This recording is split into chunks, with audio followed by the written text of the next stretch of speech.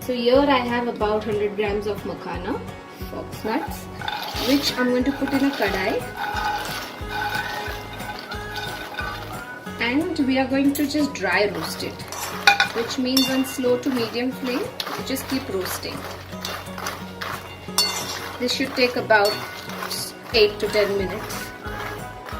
So it's about 10 minutes. Our makhana has been roasting on low flame and it's almost done. You can see the color is also slightly changed to a very light brown and it's crunchy now.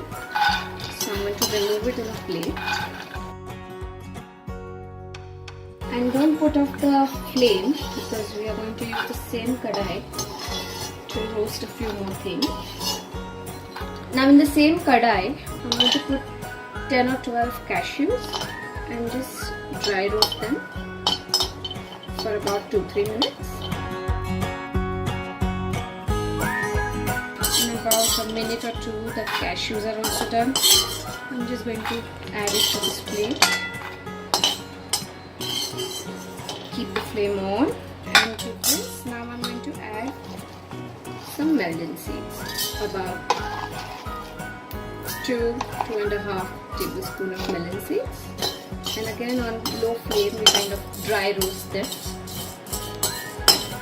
So now our cashew and makhana is ready. See, our makhana is crunchy. When you break them, this is the crunch you should get.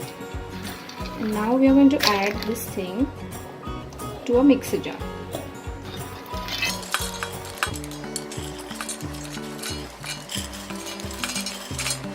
So we are going to grind the makhana and the cashew together.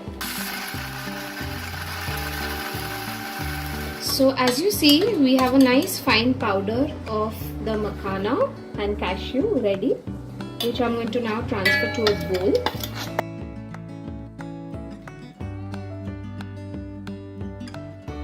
To that I'm going to add the melon seeds, but not all of it, maybe half of it. I'm going to leave some to garnish on top.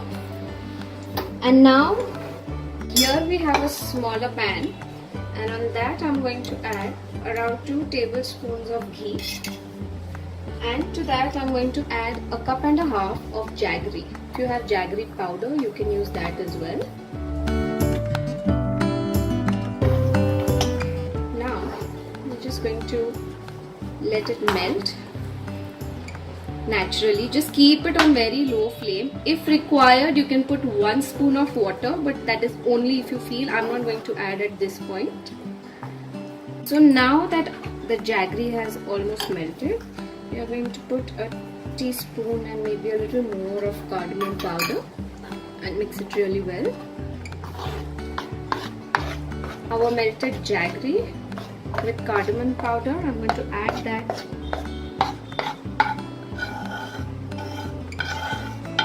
to the makhana and cashew mixture.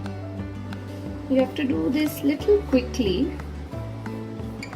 and mix everything really well. Be careful as the jaggery could be a bit hot. So in the same mixture where we've added the jaggery, if you think that it's a bit dry, you could just add a little more ghee. I have done that. And mix it really well, very quickly. And here I have a tray with butter paper that I've greased with ghee. So now I'm going to put the mixture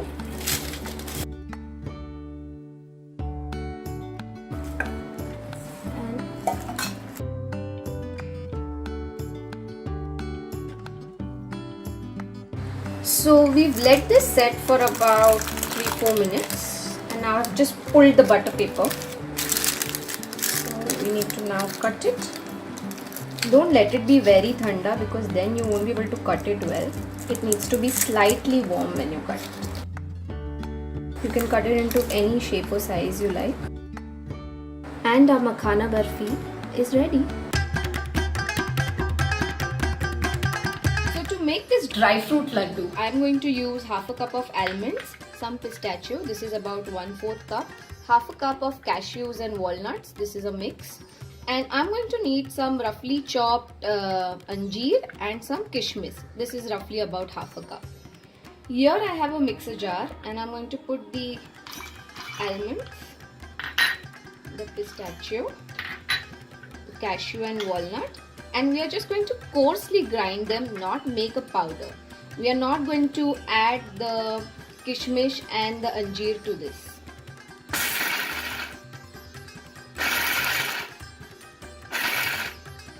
So I just gave the mixer a pulse once or twice because we don't want to make a very fine powder. We want it to be coarse like this. Now that our dry fruits are ready, here I have a small pan and I'm going to put about a tablespoon and little more of ghee, and we just let it melt. Just we need to ensure that the flame is on low. Once the ghee is slightly melted, we are going to add the jaggery to it, which is now. And we are just going to let the jaggery melt without adding any water. The jaggery is melted and mixed well with the ghee. So at this point I'm going to put the flame off, and to that I'm going to add the nuts, and we are also going to add the chopped anjeer and some kishmish that we kept aside, and we just mix. We are all doing this on this pan, however the flame is off. So just mix everything really quick, and everything needs to be combined well with the nuts. And now that it's all combined well, we are going to transfer it on a steel plate and allow it to cool a bit. Cool enough, only so much so that you can pick it up and start making laddu. You can't let it cool down completely, else it will become very hard and you won't be able to shape them into laddus. So what I've done is rub my hands with some ghee, and you can make laddus of any size you like. I'm not making very big laddus, but the size of my palm. So the mixture will still be warm and it's jaggery, so you need to be really careful. So I actually let it cool for about 4-5 minutes, not more. And then I started rolling them into laddus. I have rolled all the laddus and you can see they are ready. So with this quantity you can make about 12 to 14 small size laddus.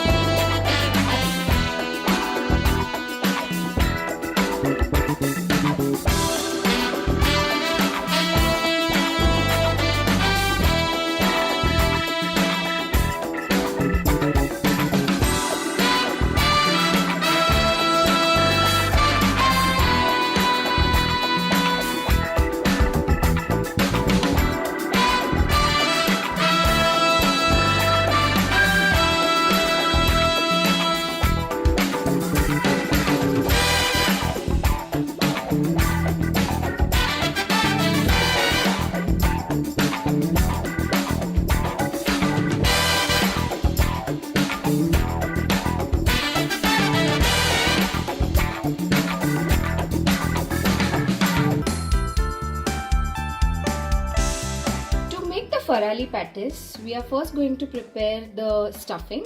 So here I have freshly grated coconut. To that I'm going to add about 1/3 cup of roasted peanuts. You can just coarsely grind them, or if you like it as is, you can just add them.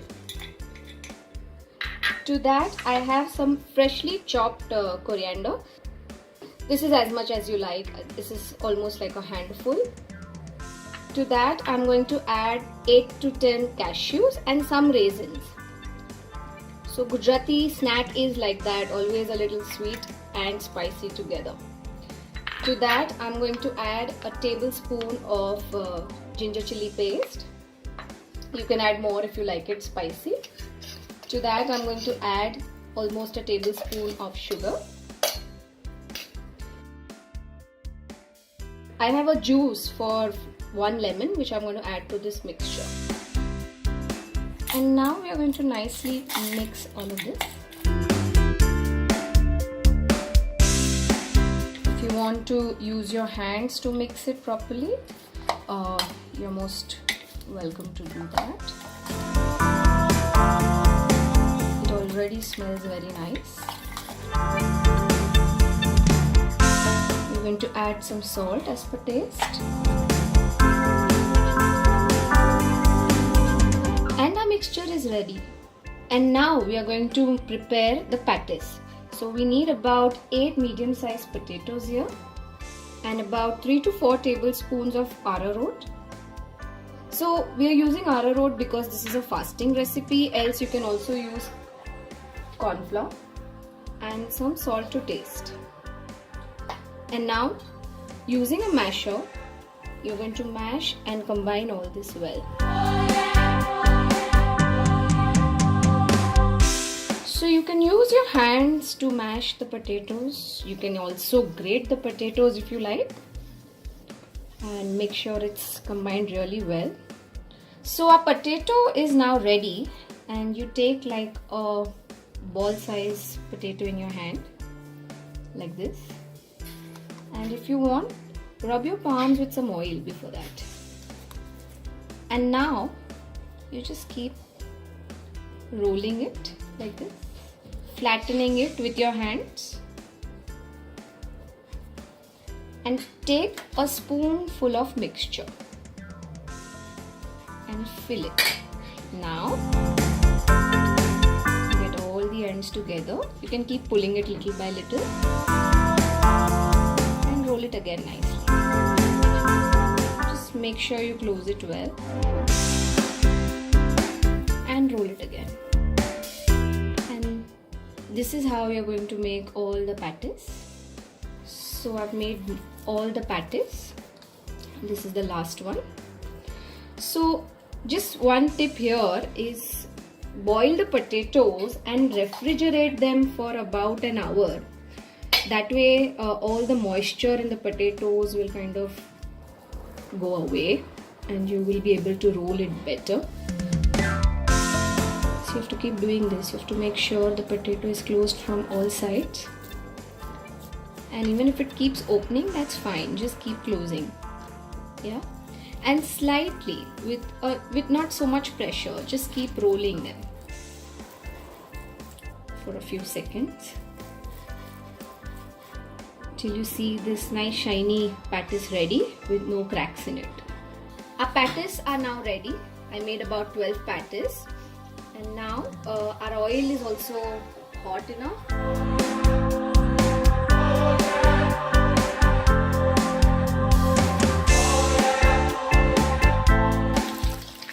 Fry it a bit gently. You don't want it to break.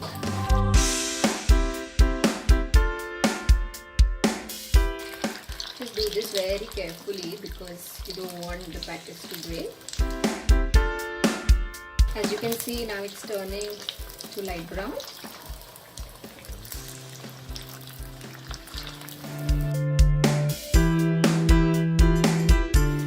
And once you see that it's brown from all sides,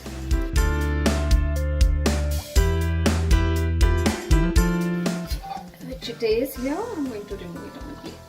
And that way I'm going to fry all our patties. As we saw, this was so easy to make it at home. So do try this snack. It's not just good for Vrat but even otherwise. So make it and share your feedback with us. Bye.